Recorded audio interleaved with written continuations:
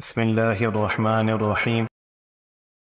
السلام علیکم ورحمۃ اللہ وبرکاتہ۔ آج ہم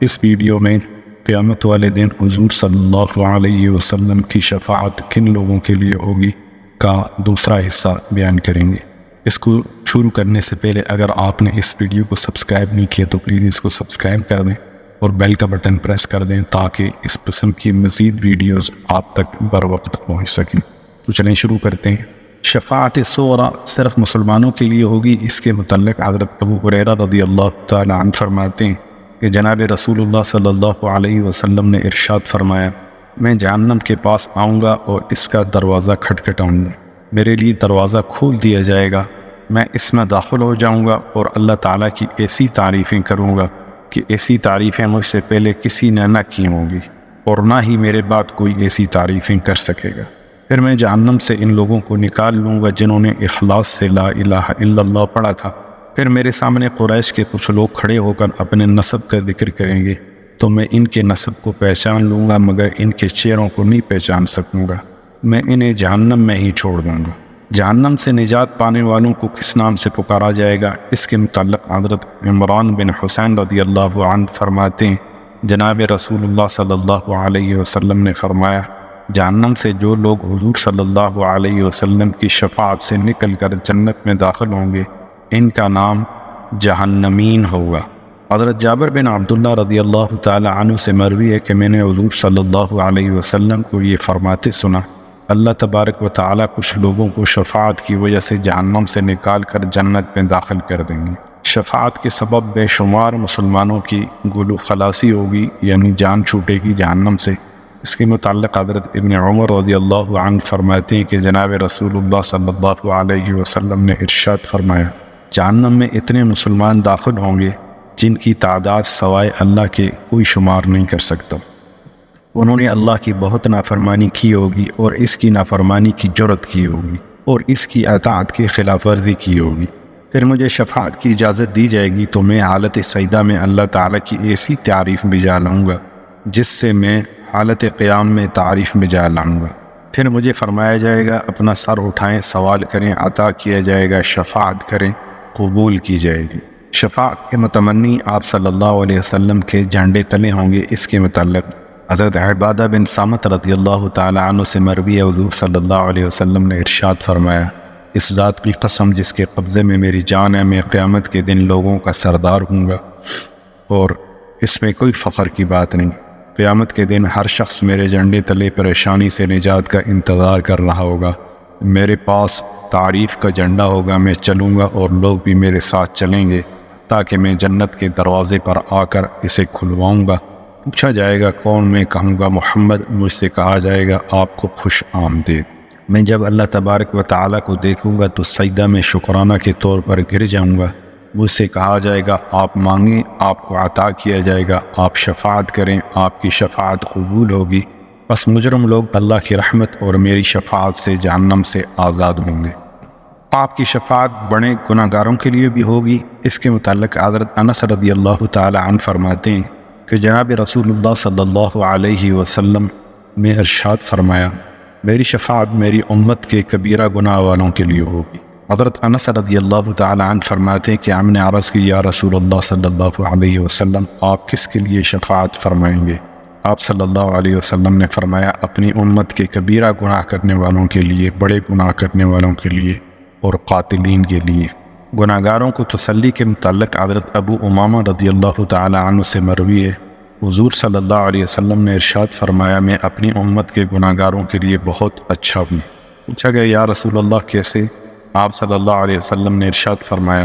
جو میری امت کے گناہ گار ہیں اللہ تبارک و تعالی انہیں میری شفاعت کے سبب جنت میں داخل فرمائیں گے، جبکہ میری امت کے نیک لوگوں کو اللہ تبارک و تعالی ان کے عمل کے سبب جنت میں داخل فرمائیں گے۔ تمام امت محمدیہ جنت میں ہوگی۔ اس کے متعلق حضرت ابن عباس رضی اللہ تعالی عنہ فرماتے ہیں، جن حضرات کی نیکیاں گناہوں سے زیادہ ہوں گی وہ بغیر حساب جنت میں داخل، اور جن لوگوں کی نیکیاں اور گناہ برابر ہوں گے اللہ تبارک و تعالی ان پر رحم فرما کر انہیں جنت میں داخل فرما دیں گے، اور جن کے گناہ زیادہ ہوئے اور اہل اعراف حضور صلی اللہ علیہ وسلم کی شفاعت کے سبب جنت میں داخل ہوں گے۔ نیک عمل ترک کر کے شفاعت پر بھروسہ نہ رکھیں۔ اس کے متعلق حضرت ام سلمہ رضی اللہ تعالی عنہ فرماتی ہیں کہ حضور صلی اللہ علیہ وسلم نے ارشاد فرمایا، تم عمل کرتی رہو، مجھ پر بھروسہ مت کرو، کیونکہ میری شفاعت میری امت کے ہلاک شدگان کے لیے ہے۔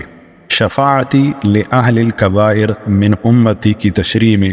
حضرت جابر بن عبداللہ رضی اللہ تعالی عنہ فرماتے ہیں کہ جس کی نیکیاں اس کی گناہوں سے زیادہ ہوں گی وہ بغیر حساب جنت میں داخل ہوگا، اور جس کی نیکیاں اور گناہ برابر ہوں گے اس شخص سے حساب یسیر لے کر جنت میں داخل کر دیا جائے گا۔ اور رسول اللہ صلی اللہ علیہ وسلم کی شفاعت اس شخص کے لیے ہوگی جس نے خود کو خدا کی رحمت اور جنت سے دور کر دیا ہو اور اپنی پشت کو گناہوں سے لاد لیا ہو۔ رحمت خداوندی شفاعت نبوی صلی اللہ علیہ وسلم سے بڑھ کر ہے۔ اس کے متعلق حضرت انس رضی اللہ تعالی عنہ فرماتے ہیں، جناب رسول اللہ صلی اللہ علیہ وسلم نے ارشاد فرمایا، میں اپنے رب کی بارگاہ میں شفاعت کرتا رہوں گا اور وہ میری شفاعت کو قبول کرتے رہیں گے، حتیٰ کہ میں درخواست کروں گا کہ میری شفاعت ان لوگوں کے متعلق بھی قبول فرمائیں جنہوں نے لا الہ الا اللہ پڑھا تھا۔ اللہ تعالیٰ فرمائیں کہ اے محمد، یہ آپ کے لیے نہیں ہے اور نہ ہی کسی اور کے لیے ہے، یہ صرف میرے لیے ہے۔ مجھے اپنے غلبہ و جلال کی اور اپنے رحمت کی قسم، میں جہنم میں کسی ایسے شخص کو نہیں چھوڑوں گا جس نے لا الہ الا اللہ پڑھا تھا۔ آپ صلی اللہ علیہ وسلم کی شفاعت کی ترتیب کس طرح ہوگی؟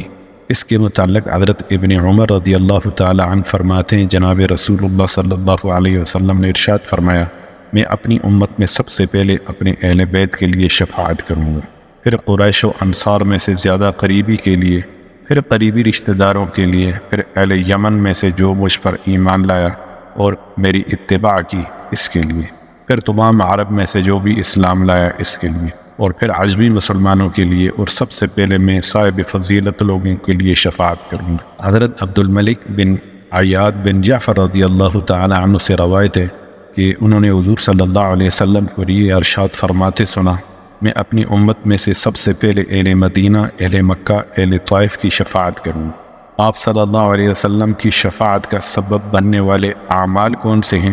سب سے پہلا ہے کلمہ۔ حضرت ابو ہریرہ رضی اللہ تعالی عنہ فرماتے ہیں کہ ہم نے عرض کی، یا رسول اللہ صلی اللہ علیہ وسلم، قیامت کے دن آپ صلی اللہ علیہ وسلم کی شفاعت کی سعادت کون لوگ حاصل کریں گے؟ تو آپ صلی اللہ علیہ وسلم نے ارشاد فرمایا، اے ابو ہریرہ، تمہاری حدیث سے متعلق حرص کو دیکھ کر مجھے یقین تھا کہ تم سے پہلے اس بات کے متعلق مجھ سے کوئی نہیں پوچھے گا۔ قیامت کے دن وہ شخص میری شفاعت حاصل کرے گا جس نے اپنے خالص دل سے لا الہ الا اللہ پڑھا ہوگا۔ اذان کے بعد دعا پڑھنا، اس کے متعلق حضرت جابر بن عبداللہ رضی اللہ تعالی عنہ سے روایت ہے، جناب رسول اللہ صلی اللہ علیہ وسلم نے ارشاد فرمایا، جس نے اذان سن کر یہ کہا، اللہم رب هذه الدعوة التامة والصلاة القائمة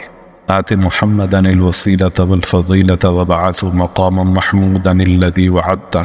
اس کے لیے میری شفاعت لازم ہوگی۔ مدینہ کی سختی برداشت کرنے والے کے متعلق حضرت سعد بن ابی وقاص رضی اللہ تعالی عنہ فرماتے ہیں، جناب رسول اللہ صلی اللہ علیہ وسلم نے ارشاد فرمایا، جو شخص بھی مدینہ کی سختی اور تکلیف برداشت کرے گا اور اس کی مصیبت جھیلے گا، میں قیامت کے دن اس کے لیے شفاعت کروں گا، یا فرمایا کہ میں اس کے لیے گواہی دوں گا۔ مدینہ میں وفات سے متعلق حضرت عمر رضی اللہ تعالی عنہ سے روایت ہے، جناب رسول اللہ صلی اللہ علیہ وسلم نے ارشاد فرمایا، جس آدمی کو مدینہ میں فوت ہونے کی توفیق ہو تو وہ مدینہ میں فوت ہو جائے، کیونکہ میں اس شخص کی شفاعت کروں گا جو شخص مدینہ میں فوت ہوگا۔ حرمین میں وفات سے متعلق حضرت سلیمان رضی اللہ تعالی عنہ سے روایت ہے، جناب رسول اللہ صلی اللہ علیہ وسلم نے ارشاد فرمایا، جو شخص حرمین میں سے کسی ایک میں فوت ہوا وہ میری شفاعت کا مستحق ہے اور وہ قیامت کے دن محفوظ لوگوں میں سے ہوگا۔ جمعہ کے دن درود پڑھنے والے سے متعلق حضرت انس رضی اللہ تعالی عنہ فرماتے ہیں، جناب رسول اللہ صلی اللہ علیہ وسلم نے ارشاد فرمایا، مجھ پر جمعہ کے دن اور شب جمعہ میں بکثرت درود پڑھا کرو، بس جس نے یہ کیا میں اس کے لیے گواہی دوں گا اور قیامت کے دن اس کی شفاعت کروں۔ روزانہ صبح و شام 10 مرتبہ درود پڑھنا، اس کے متعلق حضرت درداء رضی اللہ تعالی عنہ فرماتی ہیں کہ جناب رسول اللہ صلی اللہ علیہ وسلم نے ارشاد فرمایا، جس نے صبح اور شام مجھ پر 10 مرتبہ درود پڑھا اسے قیامت کے دن میری شفاعت حاصل ہو۔ شفاعت واجب کرنے والی دعا کون سی ہے؟ اس کے متعلق حضرت رفیع بن ثابت رضی اللہ تعالی عنہ فرماتے ہیں جناب رسول اللہ صلی اللہ علیہ وسلم نے ارشاد فرمایا، جس نے حضور صلی اللہ علیہ وسلم پر درود پڑھا پھر یہ دعا کی، اللہم انزل مقعد المقرب عندک یوم القیامہ، کہ اللہ آپ صلی اللہ علیہ وسلم کو قیامت کے دن اپنے پاس مقعد مقرب میں جگہ عطا فرما، تو اس کے لیے میری شفاعت واجب ہو جائے۔ حضرت ابو امامہ رضی اللہ تعالی عنہ سے روایت ہے جناب رسول اللہ صلی اللہ علیہ وسلم نے ارشاد فرمایا، جس دن ہر فرض نماز کے بعد یہ دعا مانگی اس کے لیے قیامت کے دن میری شفاعت لازم ہوگی۔ اس کا ترجمہ اس طرح ہے، اے اللہ حضرت محمد صلی اللہ علیہ وسلم کو مقام وسیلہ عطا فرما اور آپ کو برگزیدہ لوگوں میں سراپائے محبت بنا اور سب جہانوں میں آپ کو ذی قدر بنا اور مقربین میں آپ کو قرارگاہ عطا فرما۔ کثرت نماز سے متعلق حضور صلی اللہ علیہ وسلم کے ایک خادم نے ذکر کیا کہ جناب نبی کریم صلی اللہ علیہ وسلم ہم سے پوچھا کرتے تھے کہ تمہاری کوئی ضرورت ہے، حتیٰ کہ ایک دن میں نے عرض کی یا رسول اللہ صلی اللہ علیہ وسلم میری ضرورت یہ ہے کہ آپ صلی اللہ علیہ وسلم میرے لیے قیامت کے دن شفاعت کریں، تو آپ صلی اللہ علیہ وسلم نے ارشاد فرمایا تو پھر کثرت سجود کے ساتھ میری مدد کرو۔ زیارت روضہ اقدس کے متعلق حضرت ابن عمر رضی اللہ تعالی عنہ فرماتے ہیں جناب رسول اللہ صلی اللہ علیہ وسلم نے ارشاد فرمایا، جس نے میری قبر کی زیارت کی اس کے لیے میری شفاعت واجب ہو۔ امام طبرانی رحمۃ اللہ علیہ ان الفاظ کے ساتھ یہ روایت ذکر کرتے ہیں، جو شخص میرے پاس زیارت کے لیے آیا اور میری زیارت کے علاوہ اس کی اور کوئی حاجت نہ تھی تو مجھ پر لازم ہے کہ قیامت کے دن اس کی شفاعت کروں۔ حضرت عمر رضی اللہ تعالی عنہ سے مروی ہے حضور صلی اللہ علیہ وسلم نے فرمایا، جس نے میری زیارت کی تو میں اس کی شفاعت بھی کروں گا اور اس کے لیے ایمان کی گواہی بھی دوں گا، اور جو کسی حرم میں فوت ہوا تو اللہ تبارک و تعالی اسے قیامت کے دن معمون کھڑا کریں۔ السلام علیکم ورحمۃ اللہ وبرکاتہ۔